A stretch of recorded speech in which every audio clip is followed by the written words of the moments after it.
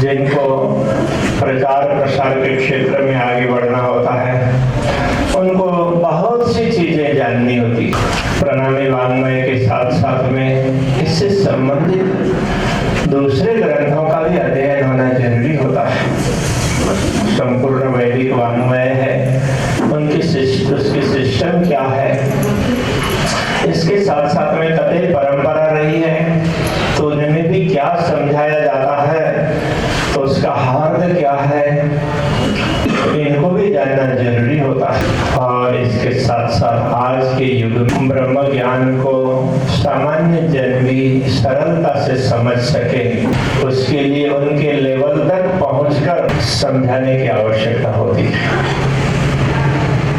जो जिस स्तर में है उनको उसी प्रकार से समझाया जाए, वहाँ उनके लेवल तक पहुंचना जरूरी होता है। तो निम्न लेवल में है, उच्च लेवल में है, तो वो इसको आजकल की जो टेक्निकल भाषा में उसको फ्रीक्वेंसी सेट करना बोलते हैं।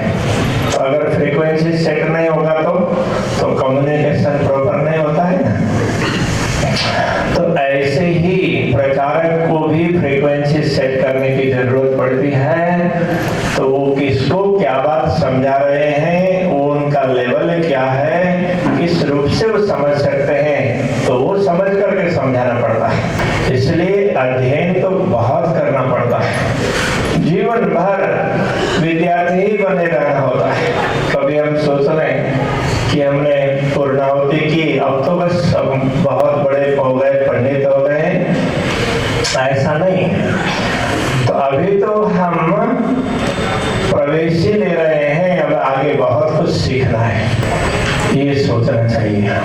क्योंकि देखो, शब्दों का अर्थ समझना वो भी एक महत्वपूर्ण कार्य है, क्योंकि कई शब्द ऐसे होते हैं कठिन होते हैं, उनका अर्थ समझ में आना जरूरी है, किंतु उतने मात्र से भी नहीं होता, उससे आगे बहुत कुछ समझना होता है, भाव समझना है, क्या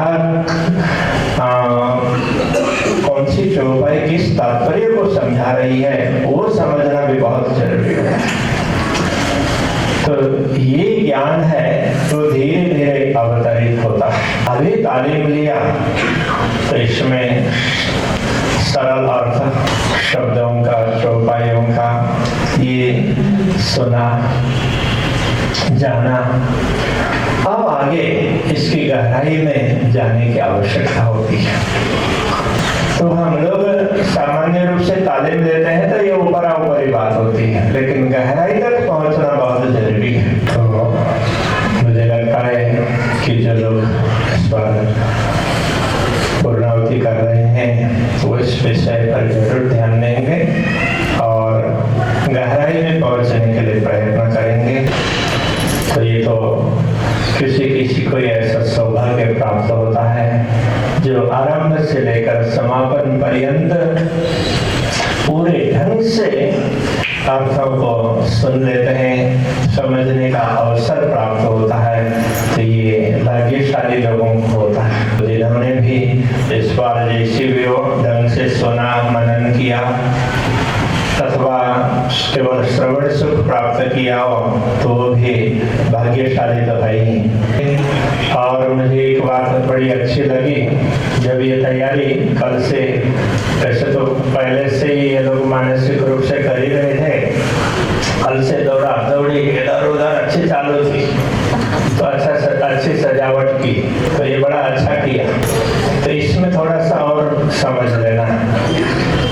तो जैसे ये आप लोगों को लगा कि ये हमारा कार्यक्रम है तो बड़े ध्यान से लगे, ऐसे ही धार्मिक कार्यक्रम कोई भी होंगे वो सारे ही हमारे होते हैं और इसी प्रकार से ध्यान से करना चाहिए। तो भविष्य में कहीं भी कोई भी कार्यक्रम होंगे तो उनमें इतनी ही निष्ठा से इसी प्रकार से करना, तो उसमें कभी पीछे मत होना कि ये तो दूसरों का है, ऐसा कभी नहीं सोचना होता। जो ऐसा सोचते हैं तो ज्यादा प्रगति नहीं कर पाते। इन सब के प्रति पूरी शुभकामना करते हुए तो उसके वजह चलते हैं। बोलो श्री कृष्ण कन्हैया लाल की जय। आवे तोरे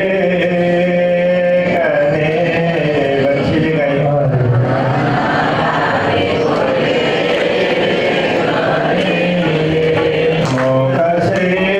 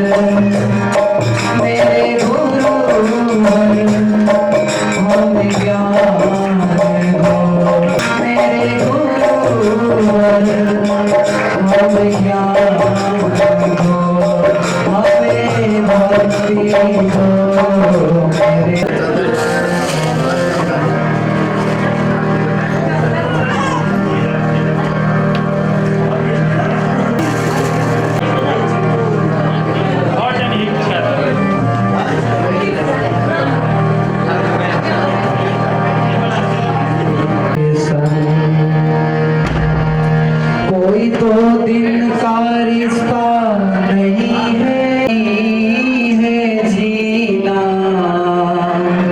तुम भी रहे राज श्यामा, उजड़ा उजड़ा सा लगता है जीवन राज श्यामा, उजड़ा उजड़ा सा लगता है जीवन। एक माड़ी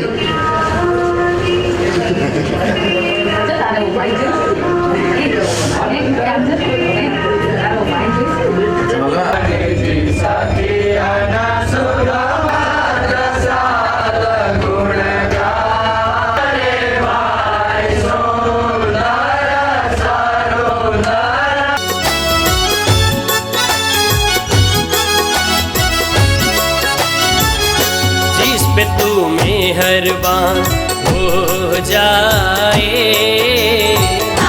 उसका जीवन महान हो जाए।